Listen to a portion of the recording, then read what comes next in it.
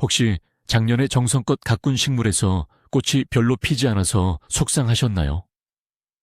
어쩌면 그 이유가 바로 지금 이 추운 12월에 해야 할 일을 놓쳤기 때문일지도 모릅니다. 대부분 가지치기는 따뜻한 봄에 하는 것으로 알고 계시지만 그건 정말 큰 오해입니다. 오늘 소개해드릴 이 5가지 다년생 식물들은 12월에 과감하게 가지를 잘라주지 않으면 내년 봄에 화려한 꽃을 보여주지 않겠다고 단단히 심술을 부릴지도 몰라요. 오늘은 12월에 반드시 가지치기를 해야만 내년 봄에 화려한 꽃을 볼 수 있는 다년생 식물 5가지에 대해 이야기해 볼 겁니다. 이 영상을 끝까지 보시면 여러분의 정원이 내년에 얼마나 달라질 수 있는지 깜짝 놀라실 거예요. 심지어 많은 분들이 잘못 알고 있는 정원 상식까지 확실하게 바로잡아 드리겠습니다. 그러니 채널 고정해 주세요. 본격적으로 식물들을 만나보기 전에 왜 하필 추운 12월에 가지치기를 해야 하는지 그 이유부터 간단히 짚고 넘어가겠습니다. 식물에게 겨울은 휴명이, 즉 깊은 잠을 자는 시간입니다. 이 시기에 가지치기를 하는 것을 휴명이 전정이라고 부르는데요. 잠자는 식물을 왜 굳이 깨워서 가지를 자르냐고요? 바로 여기에 핵심이 있습니다. 식물이 활동을 멈췄을 때 가지를 자르면 상처로 인한 스트레스가 훨씬 적고 병균 감염의 위험도 낮아집니다. 더 중요한 것은 불필요한 가지들을 미리 정리해 줌으로써 뿌리에 저장된 양분이 봄의 새순과 꽃눈을 만드는 데에만 집중적으로 사용되도록 유도하는 것입니다. 마치 중요한 시험을 앞둔 수험생에게 불필요한 것들을 모두 정리해주고 공부에만 집중할 수 있는 환경을 만들어주는 것과 똑같습니다. 특히 오늘 소개할 식물들은 모두 3가지에서 꽃이 피는 특징을 가지고 있기 때문에 묵은 가지를 잘라내야만 새롭고 튼튼한 가지가 돋아나고 그 끝에서 탐스러운 꽃을 피울 수 있는 것이죠. 이제 왜 12월의 가위질이 중요한지 아시겠죠? 자, 그럼 첫 번째 주인공을 만나볼까요? 바로 여름 정원의 여왕, 목수국입니다. 많은 분들이 수국 가지치기를 굉장히 어려워하시는데요. 특히 목수국은 일반 수국과 가지치기 방법이 완전히 달라서 주의가 필요합니다. 일반 수국, 즉 우리가 흔히 아는 동그란 꽃 모양의 수국은 전년도 가지에서 꽃이 피기 때문에 가을이나 겨울에 가지를 잘못 자르면 내년에 꽃을 아예 볼 수 없게 됩니다. 하지만 목수국은 다릅니다. 이 친구는 그 해에 새로 자라난 가지 끝에서 꽃을 피우는 아주 기특한 성질을 가지고 있습니다. 그래서 묵은 가지는 과감하게 잘라내야만 봄에 힘찬 새 가지들이 쑥쑥 자라나고 여름 내내 크고 아름다운 꽃을 풍성하게 피워낼 수 있는 것이죠. 만약 12월에 목수국 가지치기를 건너뛰면 어떻게 될까요? 기존의 낡고 약한 가지들 위로 또다시 약한 가지들이 자라나서 전체적인 수영은 지저분해지고 꽃의 크기는 주먹만 하던 것이 계란만 하게 작아지며 비가 조금만 와도 가지들이 힘없이 축축 늘어지는 최악의 상황을 맞이하게 될 겁니다. 아름다운 목수국을 원하신다면 12월의 과감한 결단은 선택이 아닌 필수입니다. 그렇다면 목수국은 정확히 어떻게 잘라야 할까요? 방법은 생각보다 아주 간단합니다. 먼저 죽은 가지, 병든 가지, 그리고 안쪽으로 자라서 서로 겹치는 가지들을 모두 잘라내어 전체적인 통풍이 잘 되도록 만들어줍니다. 이것만으로도 병충해 예방에 큰 도움이 됩니다. 그 다음이 핵심인데요. 남은 건강한 가지들을 땅에서부터 약 20에서 30cm 높이에서 잘라주면 됩니다. 보통 마디를 기준으로 2-3개 정도 남기고 자른다고 생각하시면 쉬워요. 너무 짧게 자르는 것 아닌가 걱정하시는 분들이 많은데 전혀 걱정할 필요 없습니다. 목수국은 생장력이 매우 왕성해서 이렇게 짧게 잘라주면 봄에 그 자리에서 훨씬 더 굵고 튼튼한 새 가지 2-3개가 힘차게 뻗어 나올 겁니다. 그리고 그 튼튼한 가지 끝에서 이전보다 훨씬 크고 탐스러운 꽃송이를 피워내게 되죠. 만약 좀 더 자연스러운 수영을 원하신다면 각 가지의 길이를 조금씩 다르게 잘라주시면 됩니다. 어떤 가지는 마디 2개를, 어떤 가지는 3개를 남기는 식으로요. 마치 미용실에서 머리카락에 층을 내는 것과 비슷한 원리라고 생각하시면 이해가 빠르실 겁니다. 여기서 많은 초보 정원사분들이 하는 실수가 있습니다. 바로 내년에 꽃을 많이 보고 싶은 욕심에 가지를 너무 길게 남겨두는 것입니다. 가지를 길게 남기면 그만큼 많은 새순이 돋아나서 꽃의 개수는 많아질 수 있겠죠. 하지만 양분이 여러 갈래로 분산되기 때문에 각각의 꽃송이는 아주 잘고 볼품없어집니다. 그리고 가지들이 가늘고 길게 자라서 조금만 비바람이 불어도 쉽게 꺾이거나 땅으로 고개를 숙이게 됩니다. 목수국의 매력은 크고 풍성한 꽃송이가 당당하게 서 있는 모습인데 그 매력을 완전히 잃어버리게 되는 셈이죠.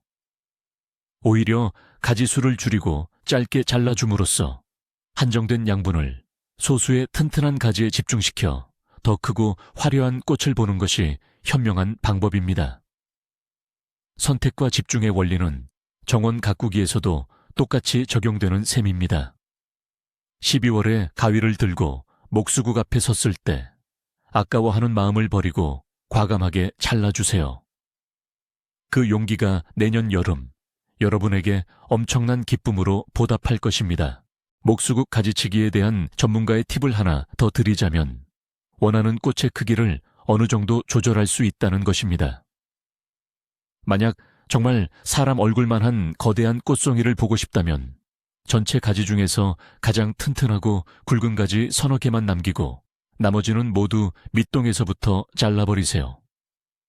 그리고 남긴 가지들도 마디 1-2개만 남기고 아주 짧게 잘라주는 겁니다. 이렇게 하면 식물의 모든 에너지가 남은 몇 개의 가지에 집중되어 그야말로 작품 같은 대형 꽃을 피워낼 수 있습니다.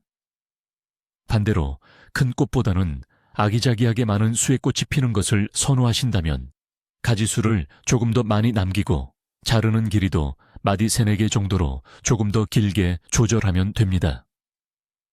이렇게 목수국은 가지치기 강도를 통해 내가 원하는 스타일의 꽃을 연출할 수 있다는 아주 큰 매력을 가지고 있습니다. 여러분의 정원 디자인과 개인적인 취향에 맞게 가지치기 방법을 조절해 보세요. 마치 조각가가 돌을 깎아 작품을 만들 듯 여러분도 가위 하나로 살아있는 예술 작품을 만들어낼 수 있습니다. 두 번째로 12월의 가위질을 기다리는 식물은 바로 장미입니다. 정원의 여왕이라 불리는 장미 역시 아름다운 꽃을 보기 위해서는 겨울 가지치기가 매우 중요합니다. 하지만 여기서 먼저 짚고 넘어가야 할 점은 모든 장미가 해당하는 것은 아니라는 사실입니다. 덩굴장미나 일년에 딱 한 번 봄에만 피는 장미들은 전년도 가지에서 꽃이 피기 때문에 겨울에 자르면 안 됩니다. 오늘 우리가 이야기할 장미는 사계장미, 즉 봄부터 가을까지 계속해서 꽃을 피우고 지는 하이브리드 타이 계열이나 플로리분다 계열의 장미들입니다. 이 장미들은 목수국과 마찬가지로 그 해에 새로 나온 가지에서 꽃을 피웁니다. 따라서 묵은 가지와 약한 가지들을 정리해 주어야 양분을 효율적으로 사용하여 더 튼튼한 새순을 올리고 크고 아름다운 꽃을 피울 수 있습니다. 또한 겨울철 강한 바람에 긴 가지들이 흔들리면서 뿌리가 상하는 것을 방지하고 잎이 없는 시기에 전체적인 수영을 깔끔하게 다듬어 병충해가 숨을 곳을 없애주는 효과도 있습니다. 그렇다면 사계장미는 어떻게 잘라야 할까요? 장미 가지치기의 목표는 중앙이 열린 술잔 와세 모양을 만드는 것입니다. 식물 중앙으로 햇빛과 바람이 잘 통하게 하여 병충해를 예방하고 모든 가지가 골고루 빛을 받아 건강하게 자라도록 하기 위함입니다. 먼저 목수국과 마찬가지로 말라 죽은 가지 dead, 병든 가지 diseased, 그리고 약하고 가느다란 가지 weak를 가장 먼저 제거합니다. 그 다음에는 서로 엇갈려서 마찰을 일으키는 가지, 시로싱, 나 식물 중앙을 향해 안쪽으로 자라는 가지들을 정리해 줍니다. 이렇게 불필요한 가지들을 모두 정리하고 나면 튼튼하고 건강한 주가지들만 남게 될 겁니다. 이 남은 가지들을 전체 높이의 약 절반에서 3분의 2 정도 지점에서 잘라주시면 됩니다. 이때 중요한 것은 자르는 위치입니다. 가지에 돋아나는 눈, 밭대 약 0.5cm 위를 눈이 향하는 바깥쪽 방향으로 비스듬하게 잘라야 합니다. 그래야 새순이 바깥쪽으로 자라나 이상적인 술잔 모양을 만들 수 있고 자른 단면에 물이 고이지 않아 썩는 것을 방지할 수 있습니다. 많은 분들이 장미에 대한 잘못된 상식을 가지고 계십니다. 바로 장미는 추위에 약해서 겨울에 자르면 안 된다는 생각입니다.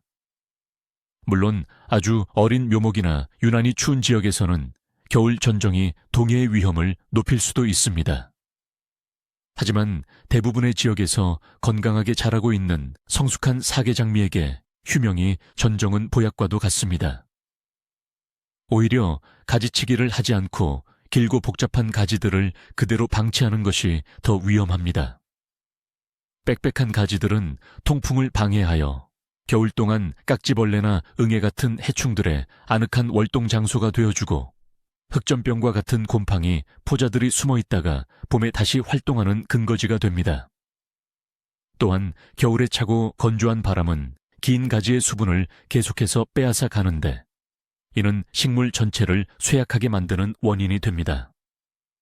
따라서 12월에 적절한 가지치기를 통해 식물의 덩치를 줄여주는 것은 장미가 추운 겨울을 더 건강하고 안전하게 날 수 있도록 도와주는 현명한 관리 방법이라고 할 수 있습니다.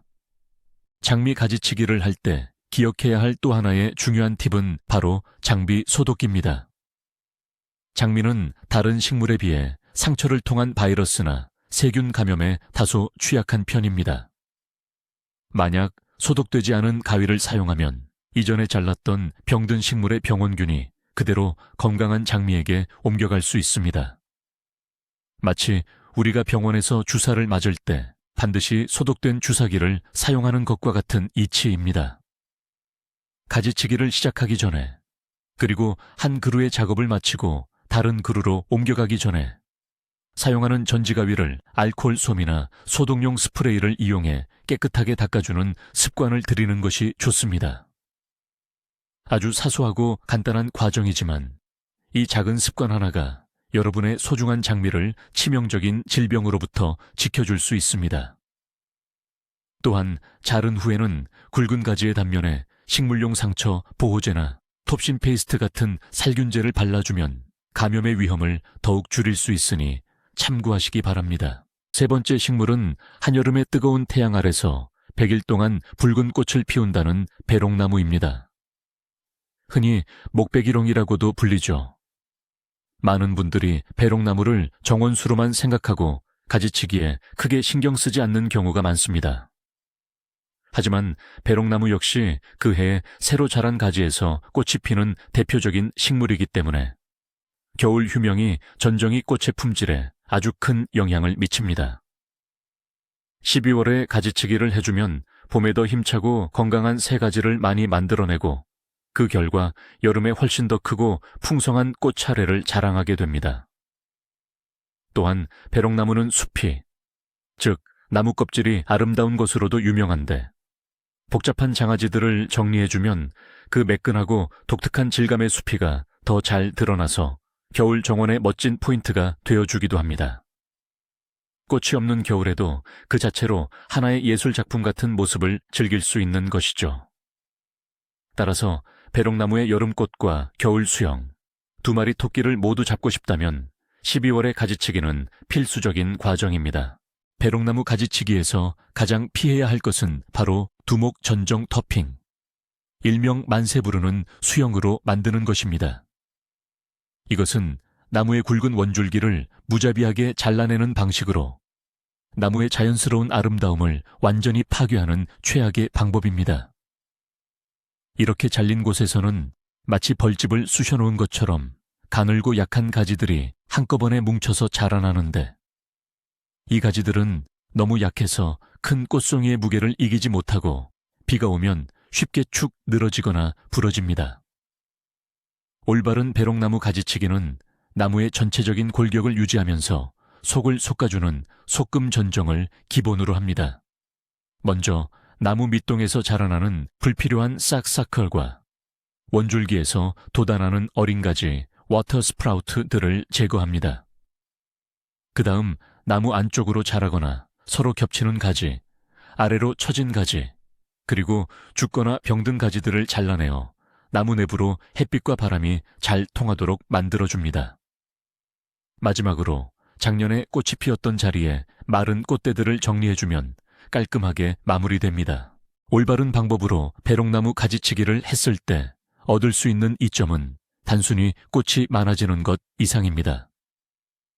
첫째, 통풍이 원활해지면서 배롱나무의 고질병인 흰가루병을 효과적으로 예방할 수 있습니다. 빽빽한 가지와 잎은 습도를 높여 곰팡이병이 발생하기 최적의 환경을 제공하기 때문입니다. 둘째, 나무의 골격이 튼튼해집니다. 약하고 불필요한 가지에 쓰일 양분이 굵은 주가지로 집중되면서 나무가 전체적으로 더 건강하고 강하게 자랄 수 있게 됩니다. 이는 장기적으로 태풍이나 폭설과 같은 자연재해에 대한 저항력을 높여줍니다. 셋째, 나무의 미학적 가치가 극대화됩니다. 잘 정돈된 수영은 배롱나무 고유의 아름다운 곡선과 매력적인 수필을 돋보이게 하여 사계절 내내 정원을 아름답게 만듭니다. 이처럼 12월의 현명한 가지치기는 배롱나무의 건강과 아름다움을 모두 지키는 가장 중요한 관리 작업이라고 할 수 있습니다. 전문가의 손길이 닿은 듯한 멋진 배롱나무를 원하신다면 지금 바로 전지가위를 들고 나무의 속을 들여다보세요. 배롱나무를 처음 키우시는 분들을 위한 추가적인 팁이 있습니다. 만약 여러분의 배롱나무가 아직 어려서 전체적인 수영이 잡혀있지 않은 외목대 형태라면 지금이 바로 미래의 멋진 모습을 디자인할 최적의 시기입니다. 먼저 땅에서부터 원하는 높이까지의 원줄기에서는 곁가지가 나오지 않도록 깔끔하게 정리해줍니다. 보통 사람이 지나다니는데 방해가 되지 않도록 1.5m에서 2m 정도 높이까지는 외줄기로 키우는 것이 일반적입니다. 그 위에서부터는 서너 개의 굵고 튼튼한 가지를 사방으로 보기 좋게 배치하여 주가지로 삼고 나머지 약한 가지들은 정리해줍니다. 이렇게 어릴 때부터 골격을 잘 잡아주면 나무가 성장하면서 자연스럽고 균형 잡힌 아름다운 수영을 갖추게 됩니다. 이미 다 자란 큰 나무의 수영을 바꾸는 것은 매우 어렵고 위험하지만 어린 묘목일 때의 가지치기는 미래를 위한 가장 확실한 투자입니다. 12월 잠자는 어린 배롱나무 앞에서 내년 여름 화려하게 꽃핀 모습을 상상하며 미래의 모습을 조각해 보시는 것은 어떨까요? 네 번째 식물은 수직 정원을 화려하게 장식하는 클레마티스입니다. 그런데 클레마티스는 종류가 워낙 다양해서 가지치기 방법도 제각각이라 많은 분들이 혼란스러워합니다. 클레마티스는 가지치기 방법에 따라 크게 세 그룹으로 나뉘는데 오늘 우리가 주목해야 할 것은 바로 그룹 3에 해당하는 클레마티스입니다. 그룹 3은 이른 봄에 땅에서부터 새 줄기가 자라나와 그 해에 자란 새 줄기에서 여름부터 가을까지 꽃을 피우는 종류들을 말합니다. 대표적으로 잭마니, 잭마니이나 비티첼라, 미티첼라 계열의 품종들이 여기에 속합니다. 만약 여러분이 키우는 클레마티스의 품종을 정확히 모른다면 언제 꽃이 피는지를 생각해 보시면 됩니다. 만약 여름 이후에 꽃이 피기 시작했다면 그룹 3에 속할 확률이 매우 높습니다. 이 그룹 3 클레마티스들은 묵은 줄기를 남겨둘 필요가 전혀 없기 때문에 겨울에 아주 과감하고 강력한 가지치기를 해주어야 합니다. 그룹 3 클레마티스의 가지치기 방법은 정말 간단합니다. 복잡하게 생각할 것 없이 작년에 자랐던 모든 줄기들을 땅에서부터 약 20에서 30cm 높이에서 모두 잘라버리면 됩니다. 줄기를 자세히 살펴보면 통통하게 부풀어 오른 눈, 즉 새순이 나올 준비를 하는 마디가 보일 겁니다. 그 마디 한두 개를 남기고 그 위를 잘라준다고 생각하시면 정확합니다. 이렇게 하면 지난해에 묻고 지저분한 줄기들이 모두 사라지고 봄이 되면 남겨둔 마디에서 완전히 새롭고 건강한 줄기들이 힘차게 뻗어나오기 시작합니다. 그리고 그 새로운 줄기들이 자라면서 여름 내내 풍성하고 아름다운 꽃을 피워내는 것이죠. 이 작업을 강전정이라고 부르는데 식물을 거의 없애버리는 것처럼 보여서 처음에는 겁이 날 수도 있습니다. 하지만 걱정 마세요. 이것이 바로 그룹삼 클레마티스를 가장 건강하고 아름답게 키우는 비결입니다. 이 강전정을 통해 식물은 모든 에너지를 새로운 성장에 쏟아부을 수 있게 됩니다. 만약 그룹 3 클레마티스의 겨울 가지치기를 건너뛰면 어떤 일이 벌어질까요? 상상만 해도 끔찍합니다. 작년에 자랐던 죽은 줄기들과 올해 새로 자라나는 줄기들이 서로 뒤엉켜서 그야말로 거대한 갈색 실타래처럼 변해버릴 겁니다. 통풍이 전혀 되지 않아서 각종 병충해의 온상이 되는 것은 물론이고 식물의 아랫부분은 앙상하게 말라 죽은 줄기들만 남고 꽃은 햇빛을 볼 수 있는 저 꼭대기 부분에서만 몇 송이 피는 최악의 상황이 발생합니다. 클레마티스의 매력은 발밑에서부터 머리끝까지 풍성한 꽃으로 뒤덮이는 것인데 그 아름다움을 완전히 잃어버리게 되는 셈이죠. 또한 엉킨 줄기들을 나중에 풀려고 하면 이미 살아있는 새 줄기와 죽은 줄기가 구분이 안 될 정도로 엉켜 있어서 정리하기가 훨씬 더 힘들어집니다. 따라서 12월에 단 몇 분만 투자해서 깔끔하게 잘라주는 것이 내년 내내 아름다운 클레마티스를 즐기고 관리에 수고를 더는 가장 현명한 방법입니다. 단순함이 최고다라는 말이 이토록 잘 어울리는 식물도 없을 겁니다. 클레마티스 가지치기에 대한 추가적인 정보를 드리자면 그룹 1과 그룹 2의 경우입니다. 그룹 1은 이른 봄에 전년도 묵은 가지에서 꽃이 피는 종류로 가지치기는 꽃이 지고 난 직후에 가볍게만 해야 합니다. 겨울에 자르면 내년 꽃눈을 모두 잘라내는 셈이 됩니다. 그룹 2는 이른 여름에는 묵은 가지에서 늦여름에는 새 가지에서 꽃이 피는 종류로 약한 전정과 강한 전정을 조합해야 해서 관리가 다소 까다롭습니다. 이처럼 클레마티스는 종류에 따라 가지치기 방법이 완전히 다르기 때문에 새로 클레마티스를 구입할 때는 반드시 어떤 그룹에 속하는 품종인지 확인하는 습관을 들이는 것이 중요합니다. 만약 내가 키우는 클레마티스의 정체를 도저히 모르겠다면 가장 안전한 방법은 일단 1년 동안 그대로 지켜보는 것입니다. 언제, 어디서 꽃이 피는지를 관찰하면 어떤 그룹에 속하는지 유추할 수 있고 그에 맞는 가지치기를 다음 해 겨울부터 시작하면 됩니다. 섣부른 판단으로 가위를 대는 것보다는 차분한 관찰이 더 좋은 결과를 가져올 수 있다는 점을 기억해 주세요. 이제 마지막 5번째 식물을 소개할 차례입니다. 바로 하늘하늘한 보랏빛 꽃으로 정원의 야생의 아름다움을 더해주는 버들마편초입니다.